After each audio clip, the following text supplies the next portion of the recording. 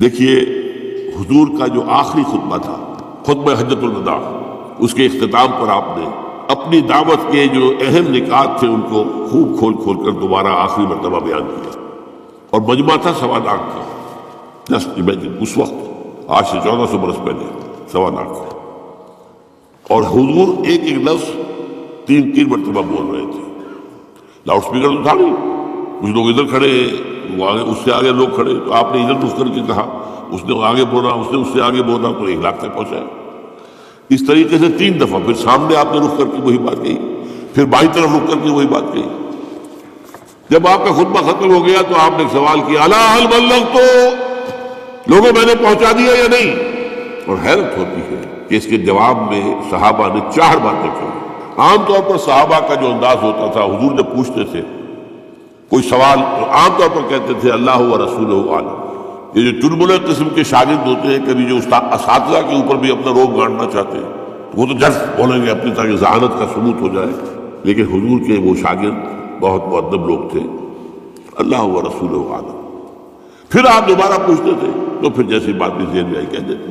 آپ نے سوال کیا اتدرون من المفلس، کون ہے تمہارے خیال میں مفلس کون ہے؟ اللہ و رسولہ عالم۔ آپ نے پھر دوبارہ پوچھا، پھر بتایا المفلس عندنا من لا درہم لہ ولا دینار۔ مفلس تو ہم اسی کو سمجھتے ہیں جس کے پاس درہم نہیں، دینار نہیں۔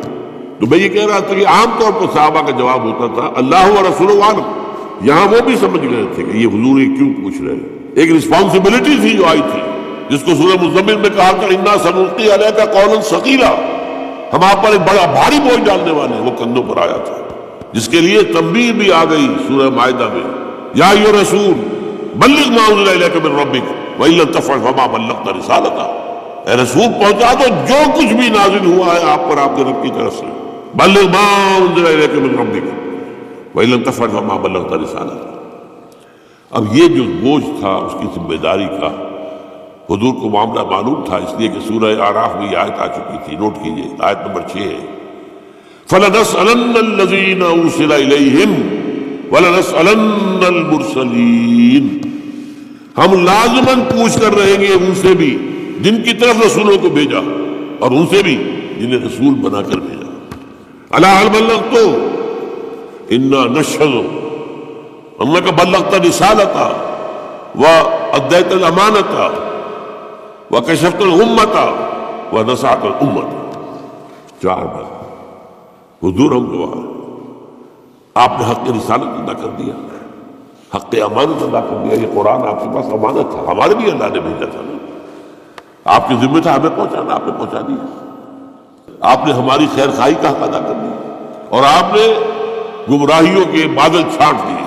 3 مرتبہ سوال کیا، الا هل بلغت انا نشهد انك قد بلغت الرسالة واديت الامانة ونصحت الامة وكشفت الغمة۔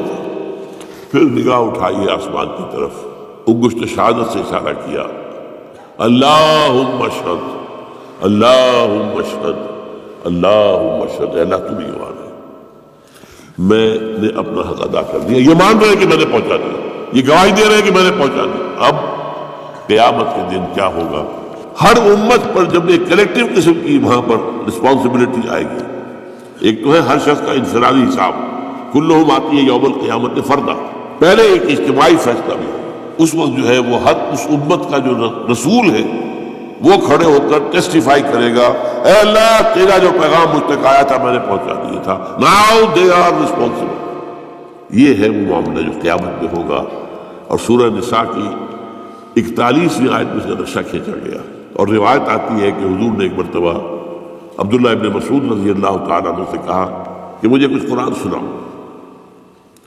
انہوں نے عرض کیا حضور آپ کو سناؤں گا، آپ پر تو نازل ہوا ہے قرآن۔ فرمایا نہیں، مجھے کچھ کسی دوسرے سے سن کر کچھ اور ہی لذت محسوس ہوتی۔ تعبیل امر میں حضرت عبداللہ ابن مسعود نے سورہ نساء کی قرأت شروع کی، جب اس 41ویں آیت پر پہنچے تو حضور نے فرمایا حسبک حسبک، بس کرو بس کرو۔ اب وہ تو اپنی گردن نیچے کیے پڑھ رہے تھے قرآن، حضور کا چہرہ مبارک پر نگاہ نہیں تھی۔ اب جب آپ نے کہا حسبک حسبک تو نگاہ اٹھا کر دیکھا تو آپ کی آنکھوں سے آنسو بہ رہے تھے۔ وہ کس بات کے تھے آنسو؟ فَكَيْفَ إِذَا جِئْنَا مِنْ كُلِّ أُمَّةٍ بِشَهِيدٍ، وجئنا بک علی ہؤلاء شہیدا، اس دن کیا ہوگا، کیسے بیتے گی، جس دن ہر امت پر ہم ایک گواہ کھڑا کریں گے اس کے خلاف۔ یہ گویا کہ جسے آپ کہتے ہیں کہ سرکاری گواہ، پروزیکیوشن وٹنس، اور آپ کو لائیں گے ان کے خلاف گواہ بنا کر۔ رسول کہے گا میں نے پہنچا دیا تھا، یہ جانیں۔ لیکن آپ نے جب دیکھا کہ مجھے اپنی قوم کے خلاف گواہی دینی ہوگی، قوم تو اپنی تھی نا آخر، تو آپ نے آنکھوں میں آنسو۔ یہ ہے شہادت حق۔ اس کے بعد اب کوئی عذر باقی نہیں رہ جاتا انسان کے پاس۔ چنانچہ سورہ نساء میں اس مسئلے کو، اس معاملے کو اور کھول کر بیان کر دیا۔ ایک ہی آیت میں بہت سے انبیاء کا ذکر ہے اور ان کا نام لینے کے بعد فرمایا رسلا مبشرین و منذرین، ان رسولوں کو ہم نے بھیجا مبشر اور منذر بنا کر، وہی دونوں اصطلاحات، وما نرسل المرسلین الا مبشرین و منذرین، یا ایھا النبی انا ارسلناک شاہدا و مبشرا و نذیرا وداعیا الی اللہ باذنہ وسراجا منیرا، رسلا مبشرین و منذرین لئلا یکون للناس علی اللہ حجۃ بعد الرسل۔ اب دیکھیں لام اور علی یہاں بھی آ گیا، تاکہ نہ رہ جائے لوگوں کے حق میں کوئی عذر، کوئی دلیل اللہ کے مقابلے میں۔ علی اللہ للناس، اے اللہ ہم تک تو بات پہنچی نہیں، اے اللہ ہمارے تک تو یہ پیغام پہنچا ہی نہیں، تو اب کس چیز کا مواخذہ؟ تو رسول بھیج دیا، اب نہیں کہہ سکتے، اتمام حجت ہو گیا، قطع عذر ہو گیا، اب دلیل کوئی نہیں۔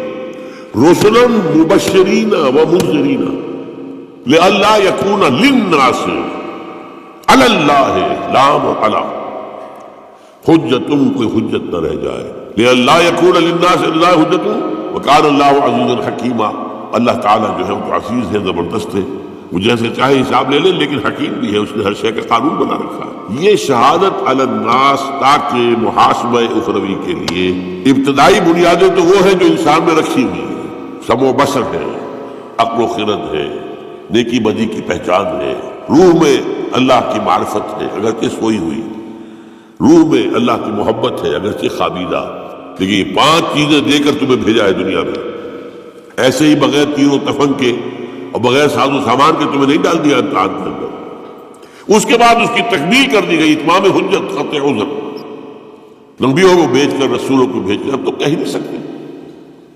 رسلا مبشرین و منذرین لئلا یکون للناس علی اللہ حجۃ بعد الرسل وکان اللہ عزیزا حکیما۔ حضور پر نبوت ختم، اب یہ کام کون کرے گا؟ انسان تو ختم نہیں ہوئے، یہ کام اب کون کرے گا؟ پہلے کیا تھا؟ ایک رسول کی دعوت لوگوں نے بھلا دی، اللہ نے اور رسول بھیج دیا، اور اگر تعلیمات کے اندر کوئی نقص کر دیا تھا ان کی اصلاح کر دی۔ اب جب سلسلہ بند ہو گیا اب کیا ہوگا؟ یہ ہے وہ اہم نکتہ جو آپ کی اور میری